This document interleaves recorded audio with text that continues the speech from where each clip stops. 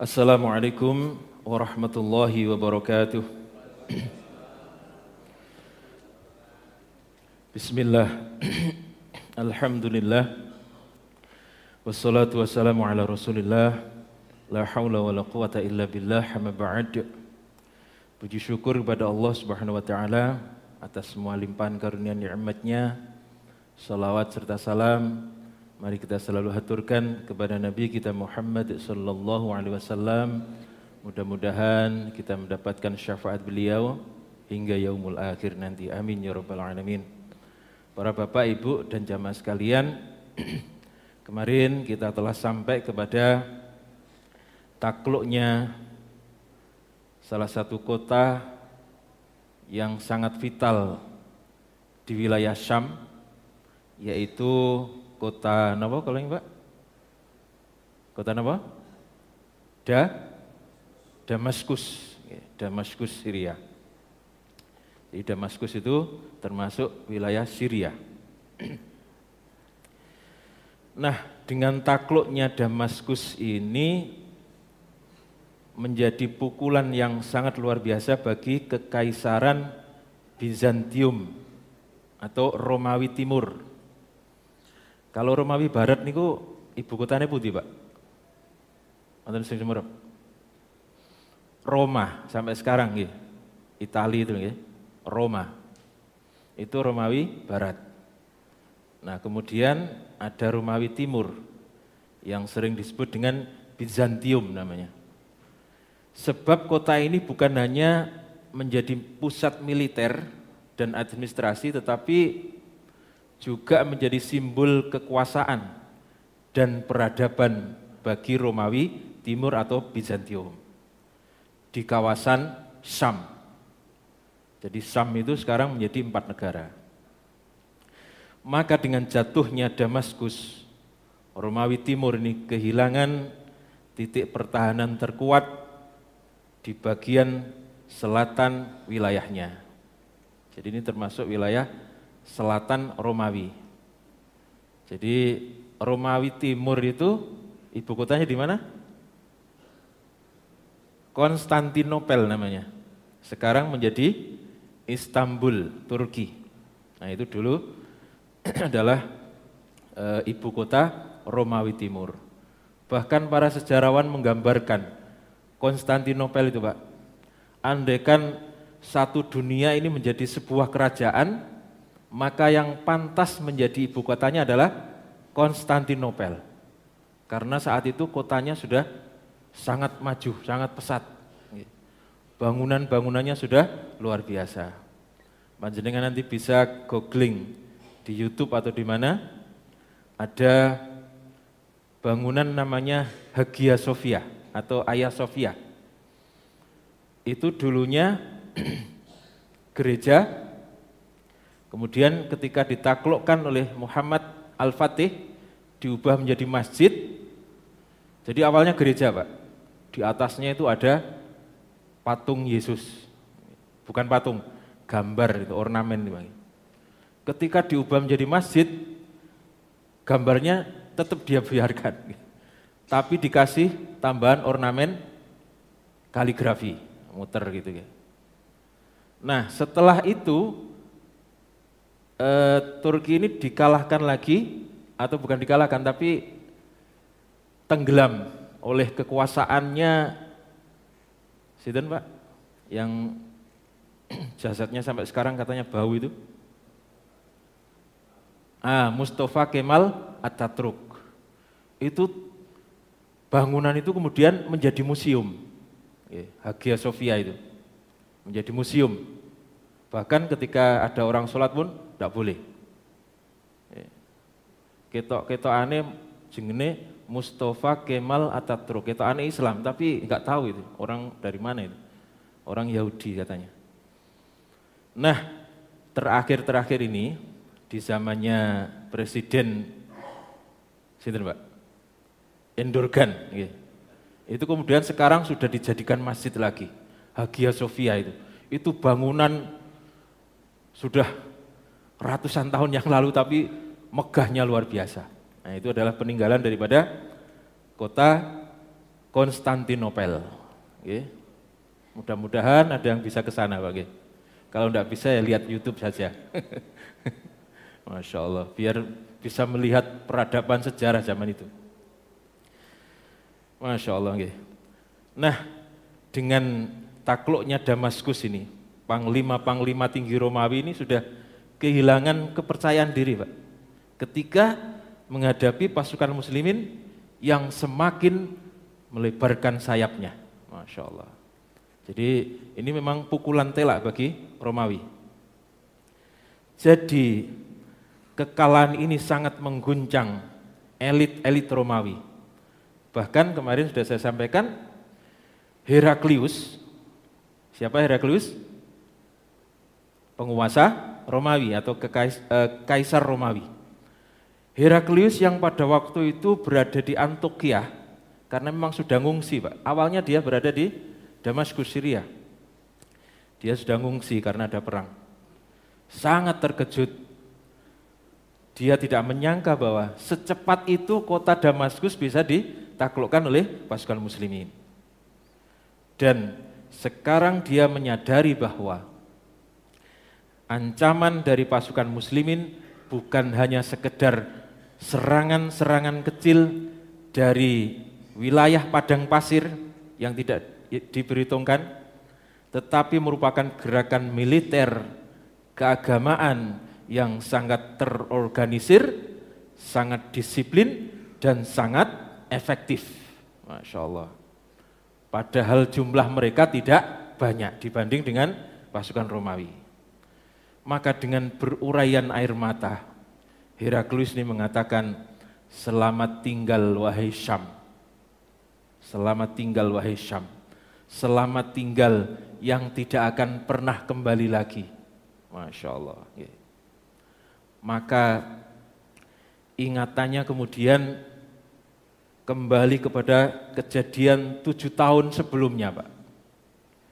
Yaitu dia telah menerima sepucuk surat dari seseorang yang bernama Muhammad yang mengaku utusan Allah atau Nabi Allah. Apa isinya? Isinya adalah ajakan untuk beriman kepada Allah dan Rasul-Nya, atau ajakan untuk masuk Islam. Jadi isi suratnya begini, Pak, saya bacakan. Bismillahirrahmanirrahim, dengan menyebut nama Allah yang Maha Pengasih dan Maha Penyayang. Min Muhammadin Abdillah, dari Muhammad hamba Allah, wa rasulihi, dan utusan Allah, ila Hirqil Azim. Jadi Nabi menyebut Heraklius itu azim, yang agung. Ila Hirqil Azim, kepada atau untuk Heraklius yang agung. Masya Allah. Jadi disunnahkan, walaupun kita ini berbeda keimanan, kalau ada orang yang dihormati di umatnya, maka kita disunnahkan untuk menyebut kehormatan itu.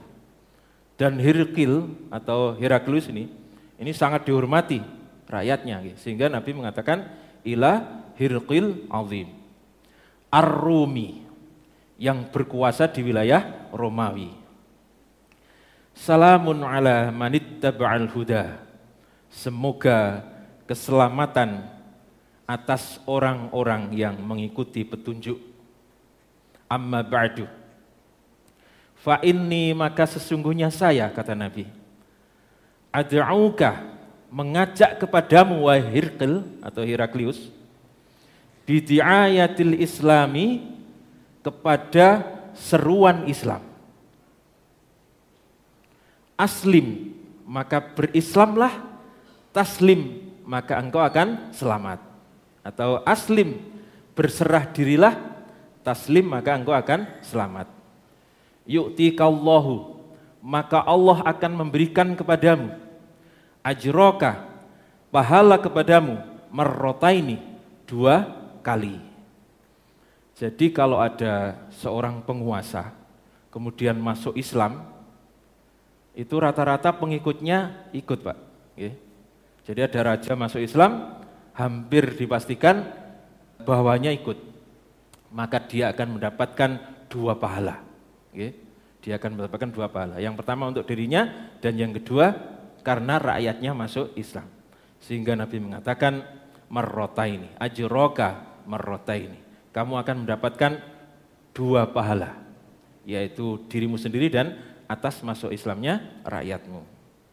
Fa in tawallaita, maka jika engkau wahai Hirqal, wahai Heraklius, engkau berpaling, alaika maka atasmu ismal arisiyini, maka engkau akan mendapatkan dosa-dosa orang Aris atau Aryan, bahasa di Indonesia kan. Lalu siapa orang Arisiyin ini? Orang Arisiyin ini adalah orang yang dulu pengikut Nabi Isa. Nabi Isa itu Islam atau Kristen, Pak? Islam ya. Nah, pengikut Nabi Isa dulu ini terpecah-pecah menjadi golongan-golongan yang berbeda. Ada yang masih mengakui Allah sebagai Tuhan dan Isa atau Yesus itu sebagai Nabi. Kemudian ada yang mengakui Yesus itu sebagai Tuhan dan seterusnya. Maka di tahun 325 Masehi ada peristiwa yang namanya Konsili Nisea, yaitu rapat besar yang mengundang adalah Konstantin yang membangun kota itu. Diundang, kemudian bermusyawarah dan diputuskanlah saat itu Isa adalah salah satu Tuhan di antara 3 Tuhan. Maka selain kepercayaan itu kemudian dihabisi, termasuk orang-orang Arisiyin yang masih mengakui Allah sebagai Tuhan dan Isa sebagai Rasul. Ini dihabisi. Sehingga kemudian di surat Nabi ini mengatakan, fa'ing tawallaita, maka jika kamu berpaling, alaika maka atasmu ismal arisiyin, dosa atas orang-orang Arisiyin atau Aryan. Masya Allah. Kemudian di akhir surat itu dicantumkan surat Ali Imran, yaitu kul ya ahlal kitabi ta'alau ila kalimatin sawa bainana wa bainakum. Kul katakanlah, kalau konteks Nabi ya berarti kul katakanlah wahai Nabi Muhammad. Kalau konteks kita ya kita. Ya ahlal kitabi, wahai ahli kitab. Siapa yang disebut dengan ahli kitab, Pak? Kristen dan Yahudi. Itu disebut ahli kitab. Selainnya tidak disebut ahli kitab. Ya ahlal kitabi, wahai ahli kitab, ta'alau ila kalimatin, berpeganglah pada satu kalimat, sawain yang sama, bainana di antara kami, wa bainakum dan di antara kalian, yaitu alla na'budu illallah, tidak akan menyembah illallah kecuali kepada Allah, wala tusyrika bihi syai'an, dan tidak menyekutukan dia, wala tusyrika dan tidak menyekutukannya bihi syai'an dengan sesuatu pun, wala yattakhidha dan tidak menjadikan atau mengambil ba'duna sebagian dari kami, ba'dun sebagian yang lain, arbaban sebagai Tuhan min dunillahi selain Allah. Fa in tawallau maka jika mereka berpaling, fakulu maka ucapkanlah, isyhadu saksikanlah kami, isyhadu saksikanlah, di annana sesungguhnya kami muslimuna adalah orang-orang yang berserah diri. Masya Allah. Kita ulang sama-sama ya ayat ini, lumayan oleh seayat. Bismillahirrahmanirrahim. Qul ya ahlal kitabi ta'alau ila kalimatin sawain bainana wa bainakum alla na'budu illallah wa la nusyrika bihi syai'a wa la yattakhidha ba'duna ba'dhan arbaban min dunillahi fa in tawallau faqulu ishhadu bi annana muslimun. Jadi ketika Nabi memberikan surat kepada raja-raja pada waktu itu, setiap akhir surat diberi ayat ini Pak, yaitu surat Ali Imran ayat 64. Masya Allah. Baik, kita lanjutkan. Nah, Heraklius ini adalah raja yang cerdas, yang sangat memahami kitab sucinya. Dan sesuai dengan apa yang diketahui dari kitabnya, bahwa akan datang seorang rasul yang mempunyai sifat terpuji. Sifat apa Pak? Terpuji. Jadi nama Muhammad itu sebenarnya sifat Pak. Kalau orang mempunyai satu sifat terpuji, maka dia disebut dengan Mahmud. Berarti dia mempunyai satu sifat terpuji. Kalau dia ini mempunyai satu sifat terpuji dan paling terpuji di antara yang lain, maka dia disebut dengan Ahmad, yang paling terpuji, tetapi dalam satu sifat. Tetapi ketika sifat-sifat baik, sifat-sifat terpuji itu terkumpul dalam satu orang, itu mempunyai sifat terpuji yang banyak, atau semua sifat terpuji ngumpul pada dirinya, maka dia disebut dengan Muhammad. Jadi nama Muhammad itu sebenarnya adalah sifat. Dari mana itu? Ya, ketika Abu Thalib ini sering berdagang ke Syam, itu mendengar bahwa akan datang seorang rasul yang mempunyai sifat terpuji, sehingga kemudian cucunya diberi nama Muhammad. Orang-orang Mekah pada waktu itu heran, nama kok Muhammad? Nama itu ya Umar. Kemudian nama malih Asad. Jadi disebut itu wis medeni wong. Muhammad itu kok gak keren blas. Kira-kira begitu komentar orang-orang Mekah pada waktu itu. Dan pada waktu itu Pak, yang mempunyai nama Muhammad itu ada sekitar 6 orang. Karena orang ini tahu bahwa ada kabar seorang nabi akan datang dengan sifat terpuji. Masya Allah. Nah, dalam bahasa Yunani, terpuji itu kalimatnya adalah parakletos. Nah Pak? Parakletos. Sekedar tahu mohon Pak. Parakletos. Tetapi oleh Lembaga Alkitab Indonesia, LAI, kalimat ini kemudian diterjemahkan menjadi sang penghibur. Nanti kalau tidak percaya dicek Pak. Beli Alkitab mboten napa, kula nggih gadah riyen. Kirang sakniki teng pundi. Nggih. Jadi yang seharusnya terpuji, orang yang terpuji itu kemudian diterjemahkan menjadi sang penghibur. Sang penghibur, Masya Allah. Maka akhirnya kemudian menjadi kabur nama Muhammad itu. Masya Allah. Nah, untuk memvalidasi, kenapa memvalidasi ini Pak? Memastikan kebenarannya. Apakah orang yang bernama Muhammad yang mengaku Nabi dalam surat itu benar? Maka Heraklius kemudian menyuruh kepada pengawalnya untuk mengumpulkan informasi tentang Muhammad. Maka saat itu Abu Sufyan yang sedang berdagang di Syam ini dicegat oleh pengawal Heraklius, kemudian diajak menghadap kepada Heraklius. Untuk apa Pak kira-kira?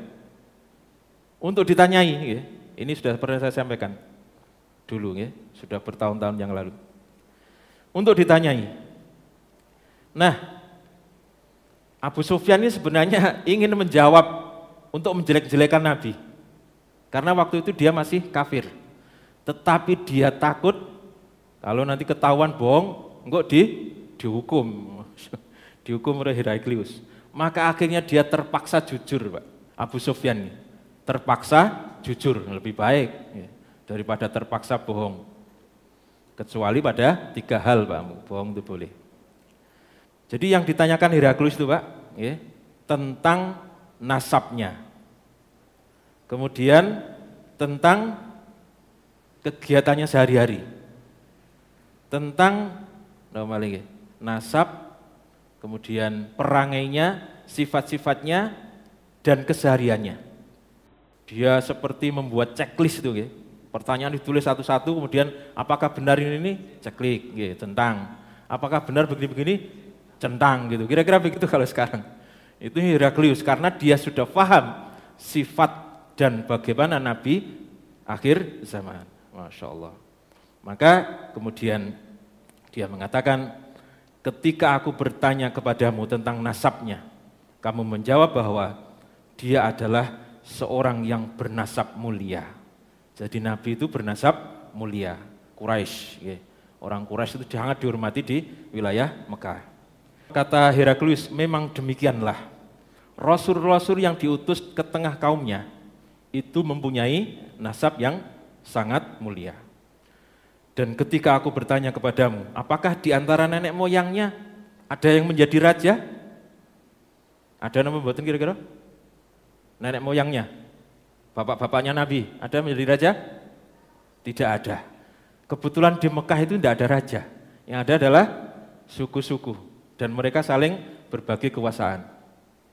Maka kata Heraklius, andaikan kamu menjawab ada, berarti dia mengaku Nabi itu tujuannya adalah untuk apa?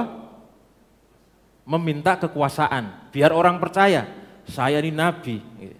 Saya ini Nabi seperti Nabi Daud dulu. Maka kemudian anaknya Sulaiman, Nabi juga menjadi raja, kira-kira begitu. Masya Allah. Jadi kalau misalnya dijawab, ada, nenek moyangnya dulu ada yang menjadi raja, maka dia sebenarnya ingin menuntut kekuasaan. Lalu aku bertanya kepadamu, apakah sebelum dia ada seorang yang mengaku Nabi di wilayahmu? Ada nama betul Pak? Sinten? Sinten? Lali. Setelahnya nih Pak, kalau jenengan pernah dengar Nabi palsu Musailamah itu setelah Nabi. Tetapi sebelumnya tidak ada orang yang pernah mengaku Nabi. Jadi ada beberapa yang mengaku Nabi setelah Nabi Pak. Tidak ada jawabannya. Maka kata Heraklius, andaikan sebelumnya ada orang yang mengaku Nabi, maka saya jamin bahwa orang yang bernama Muhammad ini pasti ikut-ikutan saja. Biar dihormati terus ngaku Nabi. Masya Allah. Dan pertanyaan-pertanyaan lainnya Pak, banyak sampai jam 6. Kemudian saya lanjutkan pertanyaan yang terakhir. Heraklius mengatakan, apakah yang diperintahkan kepada kalian? Lalu dijawab oleh Abu Sufyan, dia menyuruh kami untuk sholat, zakat, bersilaturahim, serta membersihkan diri dari sesuatu yang haram dan tercela. Masya Allah. Inilah jawaban Abu Sufyan, yang sebenarnya pertanyaannya banyak, checklist gitu. Nah, di akhir dialog itu kemudian Heraklius ini mengatakan, jika apa yang engkau katakan tentang orang yang bernama Muhammad itu benar, maka dia adalah seorang nabi dan kelak dia akan sampai ke negeriku ini, dia akan sampai ke mana tadi? Syam, Damaskus. Dia akan mampu menguasai wilayah yang dipijak oleh kedua kakiku ini. Masya Allah. Jadi kecerdasannya luar biasa Pak. Dia sudah tahu bagaimana kiprah Nabi terakhir itu. Dia pasti akan mampu menguasai bumi di mana kakiku sekarang ini berpijak. Dan waktu itu Heraklius sedang berada di Damaskus, Syria. Sehingga kalimat terakhir tadi, selamat tinggal wahai Syam. Sudah diprediksi dia sendiri. Selamat tinggal yang tidak akan pernah kembali lagi. Masya Allah. Lalu diteruskan oleh Heraklius. Aku sebenarnya telah mengetahui bahwa akan muncul Nabi terakhir. Tetapi aku tidak menyangka dia berasal dari bangsa kalian. Sebab sebelumnya nggak ada nabi dari Arab itu, dari keturunan Ismail itu nggak ada. Yang ada adalah dari keturunan Ishak, Ishak terus. Dan yang terakhir adalah justru dari keturunan Ismail yang sudah 30 generasi, Pak. Jadi nabi bapaknya sampai 30 baru sampai ke sinten? Ismail. Masya Allah.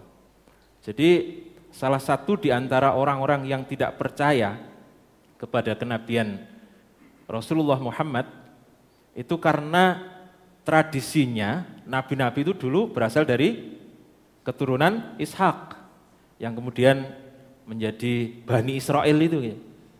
Lah ini kok ada datang mengaku nabi bukan dari keturunan Ishak, sehingga sebagian ada yang tidak percaya. Masya Allah. Jadi Heraklius mengatakan, aku sebenarnya telah mengetahui bahwa akan muncul nabi terakhir, tetapi aku tidak menyangka bahwa dia muncul atau berasal dari bangsa kalian. Maka kemudian pernyataan itu ditutup dengan pertanyaan sangat luar biasa. Kalaulah bukan karena kerajaanku ini, kalaulah bukan karena kerajaanku ini, niscaya aku akan bersusah payah untuk mendatanginya. Lalu aku akan membasuh kakinya. Ini kata Heraklius, seorang raja, Pak. Raja penguasa negara dikuasa di zamannya. Masya Allah. Jadi sebenarnya Heraklius sudah tertarik, Pak, dengan Islam. Tetapi kemudian takut kehilangan kerajaan. Apalagi ketika dia mengutarakan di depan forum, ini banyak yang ditentang. Ya, istilahnya kalau sekarang itu cek ombak. Setuju apa enggak, setuju aku yo terus, nek setuju yo mandek. Ternyata banyak yang enggak setuju, akhirnya berhenti. Masya Allah. Lalu Heraklius ini kemudian memanggil Dihyah bin Khalifah Al-Kalabi. Siapa ini, Pak? Utusan yang membawa surat. Namanya Dihyah bin Khalifah Al-Kalabi. Al-Kalabi itu anjing artinya, Pak. Dari nama-nama orang Arab dulu itu banyak yang dinisbatkan kepada binatang. Asadullah, singa. Masya Allah. Hafs, singa juga, singa betina. Dihyah bin Khalifah Al-Kalabi. Lalu Heraklius memberikan balasan surat untuk Nabi, beserta dengan hadiah yang sangat banyak. Ada emas, uang, pakaian, dan lain-lain. Maka ketika Dihyah ini sampai ke Madinah dan menyampaikan sikap daripada Heraklius ini, jadi suratnya ini sangat dihormati, Pak, dimuliakan surat Nabi ini. Beda dengan yang sinten? Kisra Abrawais, begitu ada nama Muhammad di atasnya langsung disobek-sobek. Ini kurang ajar orang-orang. Sehingga kemudian Nabi mendoakan untuk kehancuran negaranya. Tetapi kemudian karena Nabi mendapatkan informasi bahwa suratnya diperlakukan sedemikian rupa, kemudian ada hadiah dan seterusnya, maka sebagai balasannya kemudian Nabi mendoakan adamallahu mulkahu, semoga Allah melanggengkan kekuasaannya. Masya Allah. Semoga Allah melanggengkan kekuasaannya. Walaupun pada akhirnya pasukan muslim ini harus berhadapan dengan pasukan Heraklius di beberapa peperangan. Tetapi kaum muslimin hanya bisa menaklukkan wilayah Syam saja. Belum sampai ke ibu kota Romawi, yaitu Konstantinopel. Sedangkan ibu kotanya, yaitu Konstantinopel itu nanti akan ditaklukkan 800 tahun kemudian setelah ucapan Nabi. 800 tahun kemudian setelah ucapan Nabi. Ini 800 tahun itu kan sudah menjadi bukti bahwa doa Nabi itu memang benar, Pak. 800 tahun, Pak. Yang ditaklukkan oleh siapa, Pak? Masih ingat? Muhammad Al-Fatih. Masya Allah, Jamaah Hidayah luar biasa. Wonten ya, wonten Jamaah Hidayah ditakoki Turki ditaklukkan siapa waktu itu? Muhammad Al-Fatih. Di tahun, ada yang ingat tahunnya? 1453. 1453. Kalau di Indonesia zamannya kerajaan mana, Pak? Kira-kira? Setelah Majapahit ini apa kerajaan ini? Setelah Majapahit, Singosari, Majapahit, terus kerajaan Islam. Nggih, Mataram nggih. Mataram nggih setelah Majapahit nggih. Pindah ke Jawa Tengah.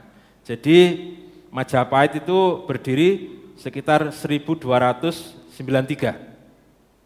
Kemudian runtuh habis 1478. Nah, jadi setelah kerajaan Majapahit habis, di saat itulah Turki ditaklukkan atau Konstantinopel ditaklukkan oleh kata Nabi sebaik-baik pemimpin dan sebaik-baik pasukan. Ini sudah diprediksi Nabi, Bu. Masya Allah. Jadi Konstantinopel itu kata Nabi akan ditaklukkan oleh sebaik-baik pemimpin dan sebaik-baik pasukan. Nanti kapan-kapan kita sampaikan bagaimana penaklukan Konstantinopel. Luar biasa nih. Kalau jenengan punya YouTube silakan di googling YouTube-nya. Luar biasa. Masya Allah. Nah, para jamaah sekalian, dengan kecerdasan dan keluasan ilmunya, berdasarkan kitab sucinya, Kaisar Romawi Timur, Bizantium, Heraklius mampu mengetahui kebenaran kenabian Muhammad Rasulullah SAW. Namun cukup disayangkan para jamaah sekalian, dia menolak hidayah yang sudah berada di depan mata karena takut kehilangan kerajaannya. Jadi kalau dia masuk Islam, pasti orang-orang akan mendemo dia dan akan dilengserkan dari jabatannya. Masya Allah. Lalu bagaimana dengan penaklukan kota-kota Syam lainnya akan kita bahas pada pertemuan yang akan datang. Demikian, kurang lebihnya mohon maaf, mudah-mudahan manfaat. Assalamualaikum warahmatullahi wabarakatuh.